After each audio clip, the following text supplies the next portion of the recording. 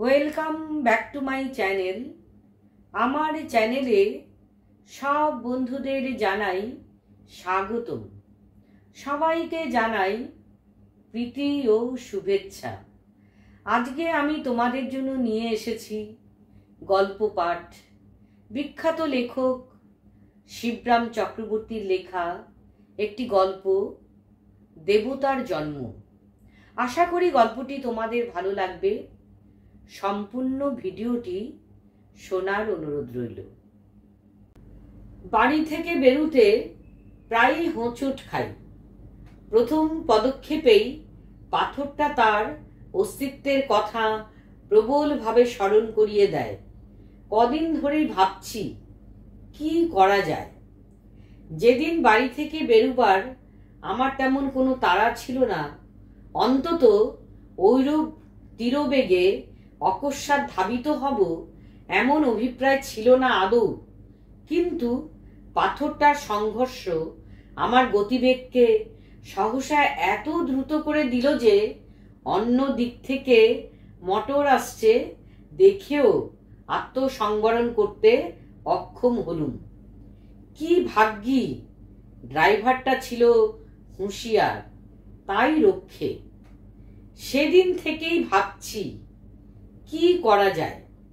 আমার জীবন পথের মাঝখানে সামান্য এক টুকরো পাথর যে এমন প্রতিদ্বন্দ্বী রূপে দেখা দেবে কোনো দিনই এরূপ কল্পনা করিনি। তাছাড়া ক্রমশই এটা জীবন মরণের সমস্যা হয়ে উঠছে। কেননা ধাবমান মোটর চিরদিনই কিছু আমার পদস্খলনকে মার্জনার চোখে দেখবে এমন আশা করতে পারি না। তাই ভাবছি একটা হেস্তনেস্ত হয়ে যাক। হয় ও থাকুক, নয় আমি। ও থাকলে আমি বেশি দিন থাকবো কিনা সন্দেহ হলো। তাই যখন আমার থাকাটাই অন্তত আমার দিক থেকে বেশি বাঞ্ছনীয়, তখন একদা প্রাতঃকালে একটা কোদাল জোগাড় করে লেগে পড়তে হলো। একটা বড় গোছের নুড়ি, ওর সামান্য অংশই রাস্তার ওপর মাথা তুলেছিল।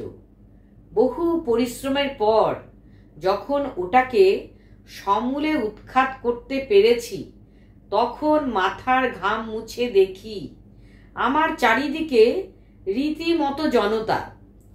বেশ বুঝলাম এতক্ষণ এদেরই নীরব ও সরব সহানুভূতি আমার উদ্যমে উৎসাহ সঞ্চার করছিল। তাদের সকলের দিকে সপ্রশ্ন দৃষ্টিতে তাকিয়ে জিজ্ঞাসা করলাম, আপনারা কেউ চান এই পাথরটা? জনতার মধ্যে একটা চাঞ্চল্য দেখা গেল, কিন্তু কারো ঔৎসুক্য আছে কি নেই বোঝা গেল না। তাই আবার ঘোষণা করতে হলো, যদি দরকার থাকে নিতে পারেন, অনায়াসেই নিতে পারেন। আমার শ্রম তাহলে সার্থক জ্ঞান করব এবং আমি খুশি হব। জনতার এক তরফ থেকে একজন এগিয়ে জিজ্ঞাসা করলে, এটা খুঁজছিলেন কেন? কোনো স্বপ্ন টপ্ন পেয়েছেন নাকি? আমি লোকটার দিকে একটু তাকালাম, তারপর ঘাড় নেড়ে বললাম, না, যা ভাবছেন তা নয়। পাথরটাকে রাস্তার এক নিরাপদ কোণে স্থাপিত করা গেল, কিন্তু আমার কথায় যেন ওর প্রত্যয় হলো না। কয়েকবার আপন মনে মাথা নেড়ে সে আবার প্রশ্ন করলে, সত্যি বলছেন আপনি? কোনো প্রত্যাদেশ টত্যাদেশ? কিচ্ছু না। লোকটার কৌতূহলকে একেবারে দমিয়ে দিয়ে ওপরে এসে মাকে বললাম 2 কাপ চা তৈরি করতে। আমার জন্যই 2 কাপ। পাথরটার সঙ্গে ধস্তাধস্তিতে কাতর হয়ে পড়েছিলাম, প্রায় প্রস্তরীভূত হয়ে গেছিলাম বলতে কি। এরপর প্রায়ই বাড়ি থেকে বেরুতে এবং বেরিয়ে ফিরতে নুড়িটার সঙ্গে সাক্ষাৎ হয়, অনেক সময় হয় না। যখন অন্যমনস্ক থাকি। এখন ওকে আমি সর্বান্তঃকরণে মার্জনা করতে পেরেছি, কেননা আমাকে অপদস্থ করার ক্ষমতা ওর আর নেই। সেই দৈবশক্তি ওর লোপ পেয়েছে। আমাদের মধ্যে একরকম হৃদ্যতা জন্মেছে এখন বলা যেতে পারে। এমন সময়ে অকস্মাৎ একদিন দেখলাম নুরিটার কান্তি ফিরেছে। ধুলো বালি মুছে গিয়ে দিব্য চাকচিক্য দেখা দিয়েছে। যারা সকালে বিকালে হোস পাইপে রাস্তায় জল ছিটোয়, বোঝা গেল তাদেরই কারোর স্নেহদৃষ্টি এর ওপর পড়েছিল। ওর চেহারার শ্রীবৃদ্ধি দেখে সুখী হলাম। ব্যাপার কিরকম বুঝছেন? হঠাৎ পেছন থেকে প্রশ্নাহত হয়ে ফিরে তাকালাম।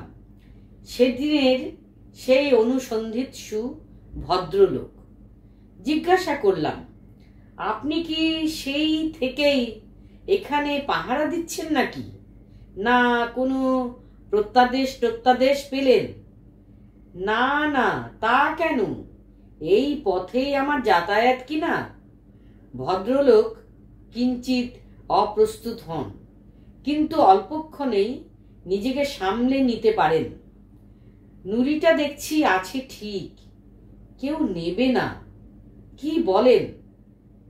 প্রশ্নটা এইভাবে করল যেন যেরকম দামি জিনিসটা পথে পড়ে আছে, অমন আর ভূভারতে কোথাও মেলে না, এবং ওর গুপ্ত শত্রুর দল ওটাকে আত্মসাৎ করবার মতলবে ঘোরতর চক্রান্তে লিপ্ত।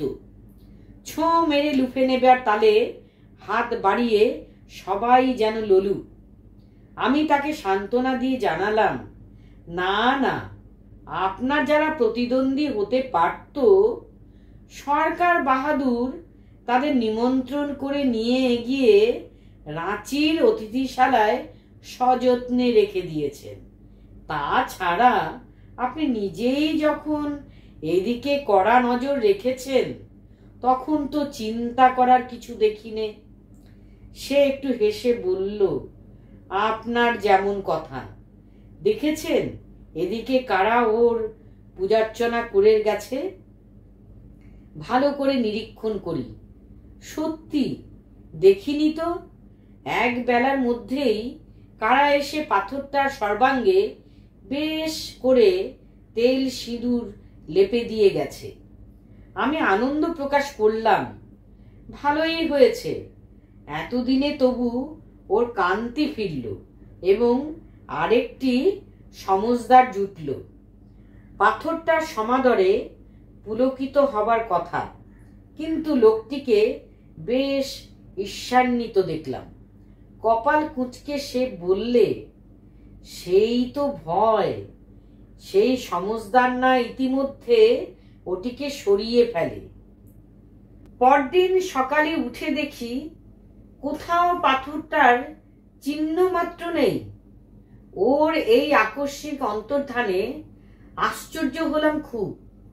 কে ওটাকে নিয়ে গেল, কোথায় নিয়ে গেল ইত্যাকার নানাবিধ প্রশ্নের অযাচিত উদয় হলো মনে, কিন্তু কোনো সঠিক সদুত্তর পাওয়া গেল না। পাথরটার এরূপ অনুপস্থিতিতে এই পথে হরদম যাতায়াতকারী সেই লোকটি যে প্রাণে বেজায় ব্যথা পাবে অনুমান করা কঠিন নয়। এ কথা ভেবে লোকটার জন্য একটু দুঃখই জাগলো। কিংবা এ সেই তত্ত্ব জিজ্ঞাসুরু কর্মযোগ? অনেকদিন পরে গলির মোড়ের অশ্বত্থ তলা দিয়ে আসছি। ও হরি, এখানে নুরিটাকে নিয়ে এসেছে যে। নুরির স্থূল অঙ্গটা গাছের গোড়ায় এমন ভাবে পুঁতেছে যে উপরের উদ্ধৃত গোলাকার নিটোল মসৃণ অংশ দেখে শিবলিঙ্গ বলে ওকে সন্দেহ হতে পারে। এই প্রয়োগ নৈপুণ্য যার, তাকে বাহাদুরি দিতে হয়। নুরিটার চারিদিকে ফুল, বেলপাতা, আতপ চালের ছড়াছড়ি। সকালের দিকে এই পথে যে সব পুণ্যলোভী গঙ্গা স্নানে যায়, তারাই ফেরার পথে সস্তায় পারলৌকিক পাথেয় সঞ্চয়ের সুবর্ণ সুযোগ রূপে একে গ্রহণ করেছে সহজেই বোঝা গেল। যাই হোক, মহা সমারোহেই ইনি এখানে বিরাজ করছেন। অতঃপর এর সমুজ্জ্বল ভবিষ্যৎ সম্বন্ধে কারো দুশ্চিন্তার আর কোনো কারণ নেই। নুরিটার এই পদোন্নতিতে আন্তরিক খুশি হলাম। আমি একদিন ওকে মুক্তি দিয়েছি, এখন সবাইকে ও মুক্তি বিতরণ করতে থাক। ওর গৌরব, সে তো আমারই গর্ব। পৃথিবীর বুকে ওর জন্মদাতা আমি। এই জন্য মনে মনে পিতৃত্বের একটা পুলক অনুভব না করে পারলাম না, এবং কায় মনোবাক্যে ওকে আশীর্বাদ করলাম। সেই লোকটাকে তার দেবতার সন্ধান দেব কিনা মাঝে মাঝে ভেবেছি। পথে ঘাটে তার সঙ্গে দেখা হয়েছে, কিন্তু পাথরটার কথা ও পারে না। পাথরটার পলায়নে ভেবেছিলাম ও মুহ্যমান হয়ে পড়বে, কিন্তু উল্টে ওকে প্রফুল্লই দেখা গেল। এত বড় একটা বিচ্ছেদ বেদনা যখন ও কাটিয়ে উঠতে পেরেছে, তখন আর ওকে উতলা করে তোলায় কি লাভ? মাঝে মাঝে অশ্বত্থ তলার পাশ দিয়েই বাড়ি ফিরি। লক্ষ্য করি দিনকে দিন নুরিটার মর্যাদা বাড়ছে। একদিন দেখলাম গোটা কতক সন্ন্যাসী এসে আস্তানা গেড়েছে। গাঁজার গন্ধ এবং বোম বোম শব্দের ঠেলায় ওখান দিয়ে নাক কান বাঁচিয়ে যাওয়া দুষ্কর। ঘ্রাণ এবং কর্ণেন্দ্রিয়ের উপরে দস্তুর মতোই অত্যাচার। যখন সন্ন্যাসী জুটেছে, তখন ভক্ত জুটতে দেরি হবে না, এবং ভক্তির আতিশয্য অনতি বিলম্বেই ইট কাঠের মূর্তি ধরে মন্দির রূপে অভ্রভেদী হয়ে দেখা দেবে। দেবতা তখন বিশেষভাবে বনেদি হবেন, এবং সর্বসাধারণের কাছ থেকে তাঁর তরফে খাজনা আদায় করবার চিরস্থায়ী বন্দোবস্ত কায়েমি হয়ে দাঁড়াবে। এর কিছুদিন পরে একটা চিনির কলের ব্যাপারে কয়েক মাসের জন্য আমাকে চাম্পারণ যেতে হলো। অশ্বত্থ তলার পাশ দিয়ে গেলেও চলে, ভাবলাম যাবার আগে দেবতার অবস্থাটা দেখে যাই। যা অনুমান করেছিলাম তাই। সন্ন্যাসীর সমাগমে ভক্তের সমারোহ হয়েছে। খানিকক্ষণ দাঁড়িয়ে ওদের আলাপ আলোচনা অনুসরণে যা বুঝলাম তার মর্ম এই যে, ইনি হচ্ছেন ত্রিলোকেশ্বর শিব, সাক্ষাৎ স্বয়ম্ভু। একেবারে পাতাল ফুঁড়ে ফেঁপে উঠেছেন, এর তল নেই। অতএব এর উপযুক্ত সংবর্ধনা করতে হলে এখানে একটা মন্দির খাড়া না করলে চলে না। একবার বাসনা হলো ত্রিলোকেশ্বর শিবের নিস্তলতার ইতিহাস সবাইকে ডেকে বলে দিই, কিন্তু জীবন বীমা করা ছিল না, এবং ভক্তি কতটা ভয়াবহ হতে পারে জানতাম। আর তাছাড়া ট্রেনের বিলম্বেও বেশি নেই ইত্যাদি বিবেচনা করে নিরস্ত হলাম।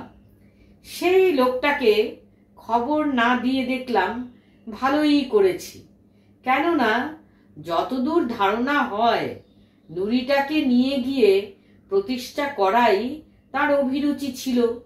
কিন্তু ইনি যে ভক্তের তোয়াক্কা না রেখেই স্বকীয় প্রতিভা বলে এবং স্বচেষ্টায় ইতিমধ্যেই লব্ধ প্রতিষ্ঠ হয়েছেন, এই সংবাদে সে পুলকিত কিংবা মর্মাহত হতো বলা কঠিন।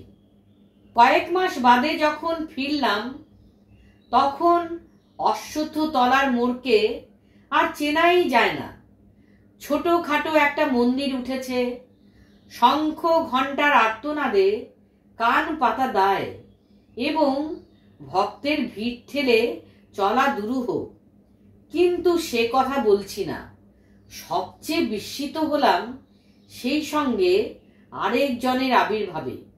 কেবলমাত্র আবির্ভাব নয়, কলেবর পরিবর্তন পর্যন্ত দেখে। মন্দিরের চত্বরে সেই লোকটা, প্রথমতম সেই আদি ও অকৃত্রিম উপাসক, গেরুয়া তিলক এবং রুদ্রাক্ষের চাপে তাকে আর চেনাই যায় না এখন। এ কি ব্যাপার? আমি গায়ে পড়ে প্রশ্ন করলাম একদিন। আজ্ঞে, এই দিনই শিবের সেবায়েত, লোকটি বিনীতভাবে জবাব দেয়। তা তো দেখতেই পাচ্ছি, দিব্যি বিনি পুঁজির ব্যবসা ফাঁদা হয়েছে। এই জন্যেই বুঝি পাথরটার উপর অত করে নজর রাখা হয়েছিল।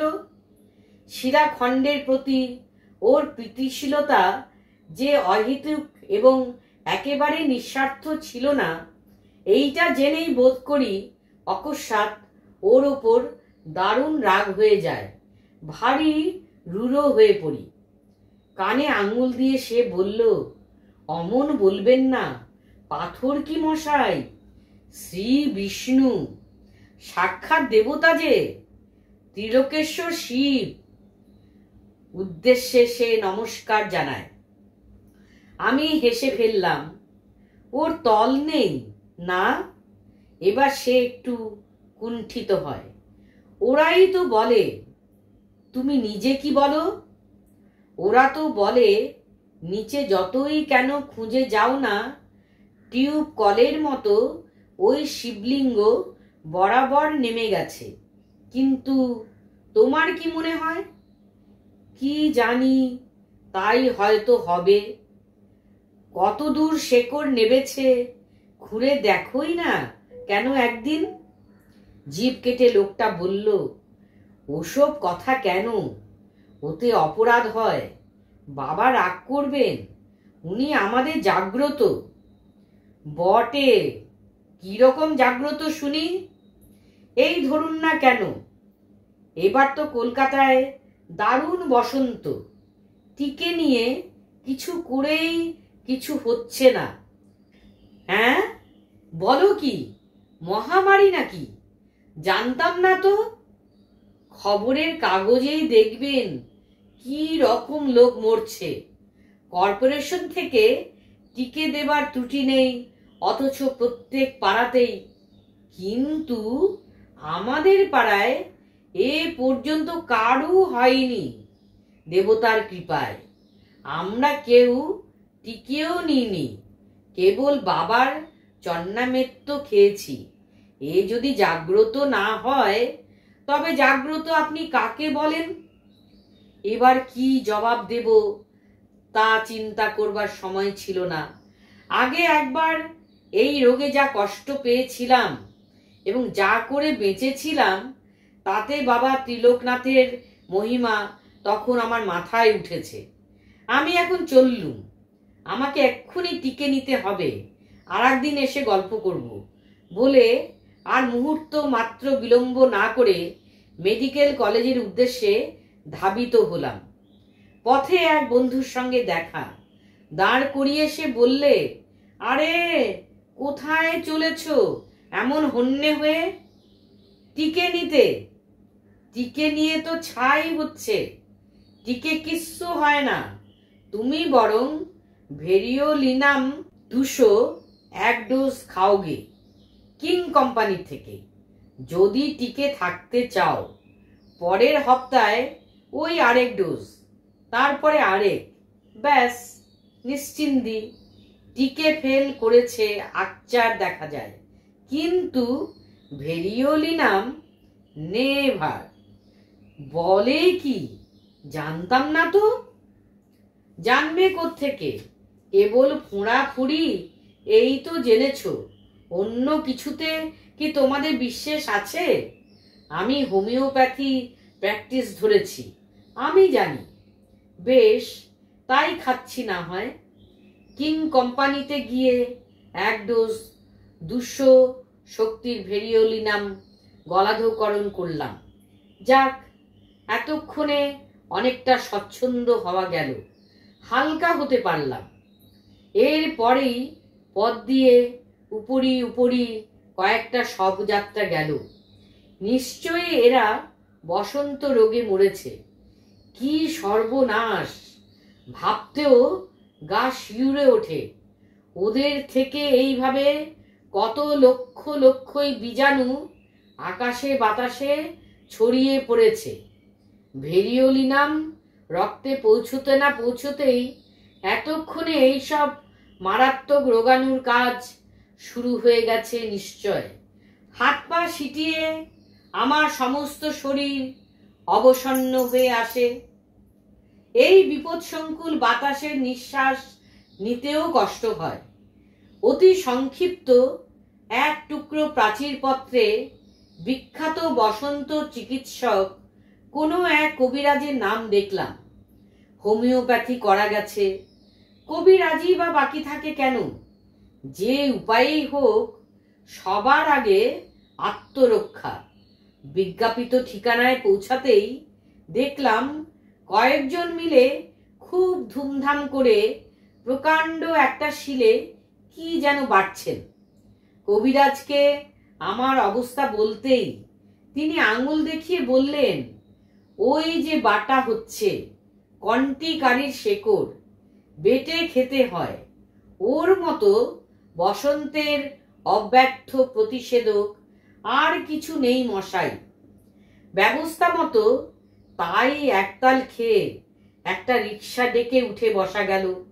গায়ে যেন জোর পাচ্ছিলাম না, মাথাটা ঝিমঝিম করছিল, জ্বর জ্বর ভাব। বসন্ত হওয়ার আগে এই রকমই নাকি হয়ে থাকে। বাড়ি ফিরে মাকে বললাম, আজ আর কিচ্ছু খাবো না মা, দেহটা ভালো নয়। উদ্গ্রীব মুখে মা বললেন, কি হয়েছে তোর? হয়নি কিছু, বোধহয় হবে, বসন্ত। বালাই ষাট বলতে নেই, তা কেন হতে যাবে? এই হত্যুকির টুকরোটা হাতে বাঁধদি কি? আমি 30 বছর বাঁচছি। এই হাতে কত বসন্ত রোগী তো ঘাঁটলাম, সেবা করলাম, কিন্তু বলতে নেই এরই জোরে কোনো দিন হাম পর্যন্ত হয়নি। নে ধর এটা তুই। মা তার হাতের তাগাটা খুলে দিলেন। 30 বছরে একবারও হয়নি তোমার? বলো কি? দাও দাও তবে, এতক্ষণ বলনি কেন? কিন্তু এই এক টুকরোর কি হবে? রোগ যে অনেকটা এগিয়ে গেছে। আমাকে আস্ত একটা হত্যুকি দাও, যদি তাতে আটকায়। হত্যুকি তো বাঁধলুম, কিন্তু বিকেলের দিকে শরীরটা বেশ ম্যাজ ম্যাজ করতে লাগলো। নিজেকে রীতিমতো জ্বর জড়িত মনে হলো। আয়না নিয়ে ভালো করে পর্যবেক্ষণ করলাম। মুখেও যেন দু একটা ফুসকুড়ির মতো দেখা দিয়েছে। নিশ্চয়ই বসন্ত। তবে আর বাঁচন নেই। মাকে ডেকে দেখালাম। মা বললেন, মার অনুগ্রহ নয়, ব্রণ। আমি বললাম, ব্রণ নয়, নিতান্তই মার অনুগ্রহ। মা বললেন, অলক্ষণে কথা মুখে আনিস নে, ও কিচ্ছু না। সমস্ত দিন ঘরে বসে আছিস, একটু বাইরে থেকে বেরিয়ে আয়গে। এরকম দারুণ ভাবনা মাথায় নিয়ে কি বেড়াতে ভালো লাগে? লোকটা বলছিল ওরা সবাই চরণামৃত খেয়ে নিরাপদ রয়েছে, আমিও তাই খাবো নাকি? হয়তোবা চরণামৃতের বীজাণু ধ্বংসকারী কোনো ক্ষমতা আছে, নেই যে তা কে বলতে পারে? হ্যাঁ, ওর যেমন কথা, ওটা স্রেফ অ্যাক্সিডেন্ট। কলকাতার সব বাড়িতেই কিছু আর অসুখ হচ্ছে না। তাছাড়া মনের জোরে রোগ প্রতিরোধের শক্তি জন্মায়। মারিরও যেখানে মার, সেই মনের জোরই ওদের পক্ষে একটা মস্ত সহায়। কিন্তু ওই যৎসামান্য পাথরটাকে দেবতা জ্ঞান করার মতো বিশ্বাসের জোর আমি পাবো কোথায়? এসব যাতা না করে সকালে টিকে নেওয়াই আমার উচিত ছিল। হয়তো তাতে আটকাতো। এক্ষুনি গিয়ে টিকেটা নিয়ে ফেলবো নাকি? টিকে নিলে শুনেছি বসন্ত মারাত্মক হয় না, বড় জোর হাম হয়ে দাঁড়ায়। আর হাম তো তেমন ভয়ের কিছু নেই, ও তো শিশুদের হামেশাই হচ্ছে। না, যাই, মেডিকেল কলেজের দিকেই বেরিয়ে পড়ি। টিকে নিয়ে অশ্বত্থতলার পাশ দিয়ে ফিরতে লোকটার সকালের কথাগুলো মনে পড়ল। হয়তো ঠিকই বলেছে সে। সত্যি এক জায়গায় গিয়ে আর কোনো জবাব নেই, সেখানে রহস্যের কাছে মাথা নোয়াতেই হয়। এই তো আজ বেঁচে আছি, কিন্তু কাল যদি বসন্তে মারা যাই তখন কোথায় যাব? শেক্সপিয়ারের সেই কথাটা, সেই স্বর্গ মর্ত হোরাসিও একাকার করা বাণী, না, একেবারে ফেলনা নয়। এই পৃথিবীর, এই জীবনের সুদূর নক্ষত্রলোক এবং তার বাইরেও বহুদা বিস্তৃত অনন্ত জগতের কতটুকুই আমরা জানি? কটা ব্যাপারেরই বা বৈজ্ঞানিক ব্যাখ্যা দিতে পারি? যতই বিজ্ঞানের দোহাই পারি না কেন, শেষে সেই অজ্ঞের সীমান্তে এসে সব ব্যাপারীকে নত মুখে চুপ করে দাঁড়াতে হয়। মন্দিরের সম্মুখ দিয়ে আসতে তিলকনাথের উদ্দেশ্যে মনে মনে দণ্ডবত জানালাম, প্রার্থনা করলাম, বাবা, আমার মূঢ়তা মার্জনা করো, মহামারীর কবল থেকে বাঁচাও আমাকে এ যাত্রা। খানিক দূর এগিয়ে এসে ফিরলাম আবার। না, দেবতাকে ফাঁকি দেওয়া কিছু নয়। মুখের ফুসকুড়িগুলো হাত দিয়ে আঁচ করা গেল। এগুলো ব্রণ না বসন্ত? এবার মাটিতে মাথা লুটিয়ে প্রণাম করলাম, বললাম, জয় বাবা তিলকনাথ, রক্ষা করো বাবা, বম বম। উঠে দাঁড়িয়ে চারদিকে দেখলাম, কেউ দেখে ফেলেনি তো। নমস্কার। দর্শক ও শ্রোতা বন্ধুরা, আমার পরিবেশনা শুনে তোমাদের যদি একটু ভালো লেগে থাকে, অবশ্যই তোমাদের মূল্যবান মতামত কমেন্ট করে জানাবে। আর লাইক, শেয়ার ও সাবস্ক্রাইব করে আমার এই ছোট্ট চ্যানেলটির সাথে থেকো, পাশে থেকো। আবার তোমাদের সাথে দেখা হবে পরবর্তী কোনো ভিডিওতে। সবাই সুস্থ থেকো, ভালো থেকো।